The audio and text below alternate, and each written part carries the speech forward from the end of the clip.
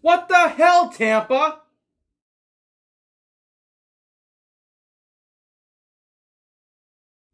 So Boston was supposed to play last night at 8 o'clock, but for unknown reasons, Tampa Bay and Columbus decided to play 5 overtimes, so the Boston Bruins had to play at 11 in the morning. So I hope you had your coffee, your tea, your Bang energy drinks, your Red Bulls, whatever caffeinated beverage you want, because it's playoffs. Round 1, Game 1, Boston Bruins gets the Carolina Hurricanes due to not caring during the round-robin games. The Boston Bruins got the 4th seed. Carolina, of course, demolished the New York Rangers. They are technically the 5th seed for this period of the playoffs. So, being as it is, if you listen to everybody, including Joe Haggerty, Brad Marchand, or Tuukka Rask, pretty sure Brad Marchand just called the round-robin games the preseason. It doesn't really mean anything. Tuukka Rask, these round-robin games were just shake off the rust and try to get back to the team game. It doesn't matter what seed. Yeah, so apparently being the 4th seed was all part of the plan. You know what wasn't probably part of the plan? Having Chris Wagner being your leading scorer, having only 3 players in the round-robin games with goals, and going 0 on the power play. That's right. They're playing Carolina, a damn good team whose best player, Sebastian Aho, has 4 times as many points in roughly about as many games as you guys do. He has 8, Wagner has 2. So, can the Bruins flip the switch, as Joe Haggerty says, and become the playoff team that they were last year, as well as the team they were during the regular season of this year? Find out on the Bruins Recap Show. Boston Bruins.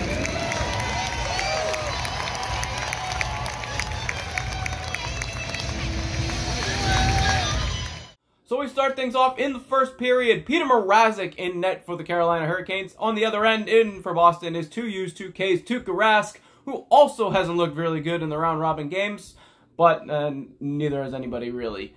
And to start off, about 6 minutes remaining in the first period, Carolina gets on the board with a Joel Edmondson shot from the point, or from the high slot, I believe, actually, if I'm going to say that correctly. And I don't know what the Boston Bruins were doing on defense. Carlo and Richie could have gotten Sebastian, or could have gotten Fogle.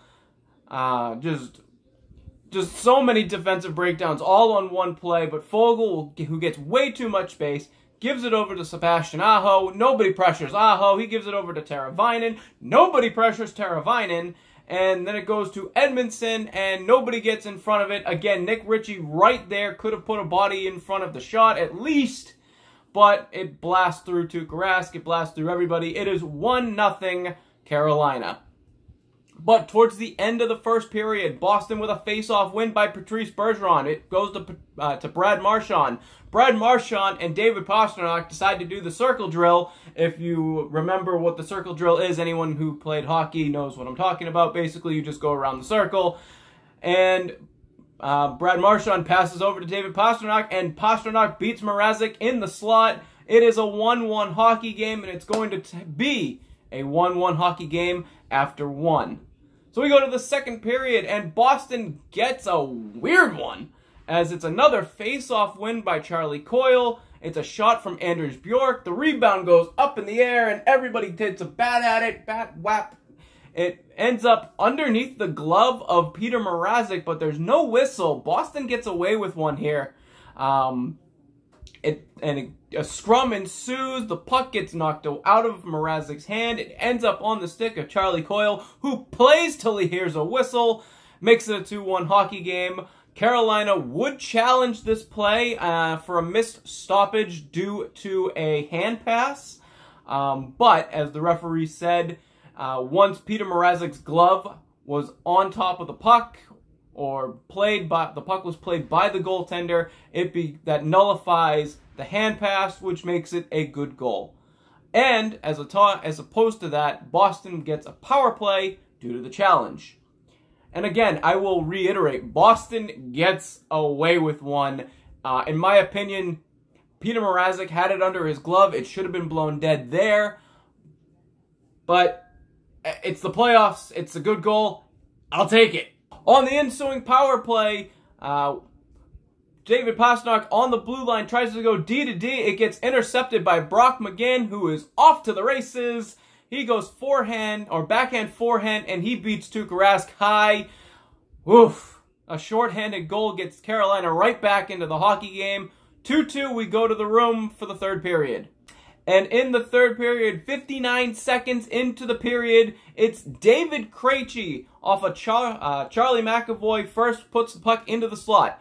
Andres Kasha takes a shot. The rebound goes to David Krejci, who puts it past Mrazek, literally puts it past him, and scores, makes it a 3-2 hockey game. Boston getting the lead again, but again, a little bit later on in the third period, a lost puck battle in the defensive zone for the Bruins leads to Trocheck finding Hayden Fleury, who just looks like he's trying to get the puck to the net. And good things happen when you put the puck on net, as Rask can't see it. I don't know if there was a screen in front or Rask should have just had this. But either way, it's a tied hockey game, 3-3. We go to overtime. And Boston in overtime getting chances. Carolina coming back getting chances in their own light. I'm getting agita. Take a deep breath. We go to a double overtime, and everyone in their right mind is thinking, oh God, we are going to get another 6-5 overtime hockey game in the bubble. But it would not be, as a minute and 13 seconds into the double overtime, it is a breakout from the defensive zone, a give and go between David Pastrnak and Brad Marchand. Pasta has it in the slot. He looks over. He finds a wide open Patrice Bergeron as both Carolina defenders converge on Pasta, leaving Bergeron open. He beats Mrazek. Bergeron scores in double overtime, giving the Boston Bruins a 4-3 double overtime round one win. Whew! How's your entertainment factor? What a game. The Bruins finally win in Toronto, finally win in the restart. We take it quickly to the 3 stars of the game, and a couple of surprises, in my opinion, because some of these will not, definitely not, actually 2 of them I don't believe have anything on the score sheet except for one. Star number 3 is Joakim Nordstrom. Blocked everything. I think he had like 20-something block shots. I know it's ridiculous. I'm probably exaggerating, but regardless, give that man some ice bags.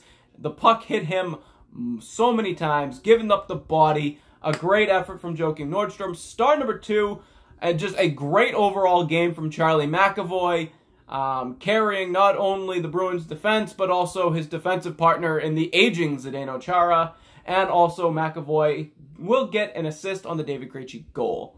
And your number 1 star, who else could it be but the game winner himself? A goal and an assist for Patrice Bergeron. So, no rest for the weary, as tomorrow night at 8 o'clock, pending Tampa Bay and Columbus deciding to go for another 5 overtime game, the Bruins will have game 2. But here's the question. Who do you play? Do you go with Rask under limited rest, or do you give the game over to Yaroslav Halak? In my opinion, as much as Rask has looked good, if not okay, he looked pretty good tonight. But on such short notice and such short time, you have to give the game over to your backup, Yaroslav Halak, who is your 1A, 1B goaltender.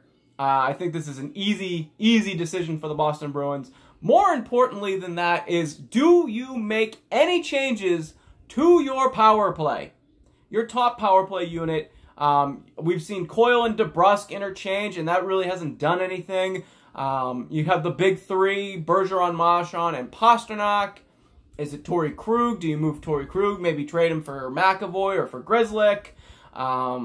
Do you maybe move Marchand out of there and replace it with a different winger, maybe Anders Kasha or Anders Bjork. Potential ideas. Honestly, something is wrong currently with this power play. They have gone over since the beginning of the return to play, and they gave up a shorthanded goal here tonight. So, your suggestions, let's hear from you in the comments below. Rask or Halak, and what do you do about the power play? Like, share, subscribe, all that fun stuff. Catch your breath, get your water, hydrate. We're going to do it again tomorrow night, 8 o'clock, on the next Bruins Recap Show.